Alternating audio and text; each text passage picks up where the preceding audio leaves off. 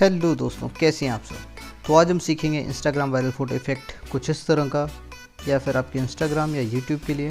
तो चलिए स्टार्ट करते हैं। सबसे पहले आपको इस बैकग्राउंड पे ऐड कर लेना है। इसका लिंक मैं आपको डिस्क्रिप्शन में दे दूँगा, आपको वहाँ से इसे डाउनलोड कर लेना है।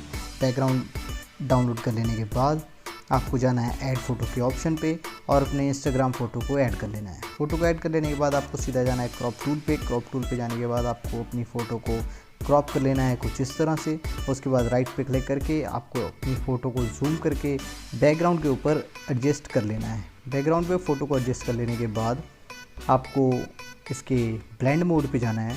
ब्लेंड मोड आपको राइट साइड के स्लाइडर में मिल जाएगा। ब्लेंड मोड पे जाने के बाद आपको क्लिक करना है मल्टीप्लाई पे और बूम, अब आपकी फ़ोटो तैयार हो चुकी है।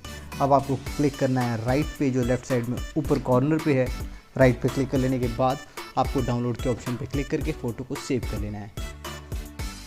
दोस्तों, अगर आपको ये वीडियो अच्छी लगी तो इसको अपने फ्रेंड्स के साथ शेयर करें और इस तरह की और भी वीडियोस पाने के लिए हमारे चैनल को सब्सक्राइब करें। Thanks for watching.